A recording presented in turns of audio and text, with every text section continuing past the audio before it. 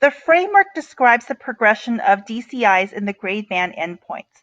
The progressions are summarized in the NGSS appendices. These describe the content that occurs at each grade band. Some of the sub-ideas within the DCIs overlap significantly. Readers will notice there's not always a clear division between those ideas, so several progressions are divided amongst more than one sub-idea. The purpose of these diagrams is to briefly describe the content at each grade band for each DCI across K through 12. This progression is for reference only. The full progressions can be seen in the framework. In addition, the NGSS show that the integration of the three dimensions.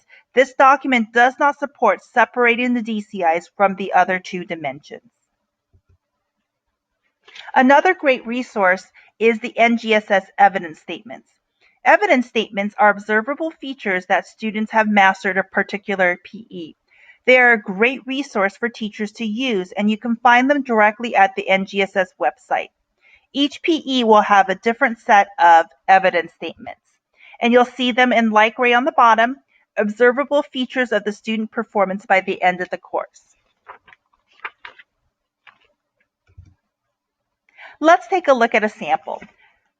So High School Life Science 1-4 use a model to illustrate the role of cellular division and differentiation in producing and maintaining complex organisms. So there's a lot of things that have to occur before your students can actually demonstrate mastery of this PE. And that's what your evidence statements do for you.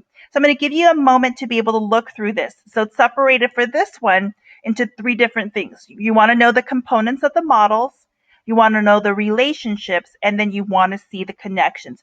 So you can see that there's many different parts of it, and it breaks it down nicely for you. For example, we'll just concentrate on number one, the components of the models. So from the given model, students identify and describe the components of the model relevant for illustrating the role of mitosis and differentiation in producing and maintaining complex organisms, including number one, genetic material containing two variants of each chromosome pair, one from each parent. Number two, parent and daughter cells, input and output of mitosis. And number three, a multicellular organism as a collection of differentiated cells. So you can see that this is something that's very concrete for teachers to be able to use. There are some disclaimers with using evidence statements. This is not meant to replace a lesson plan, and this should not be used as a scoring rubric.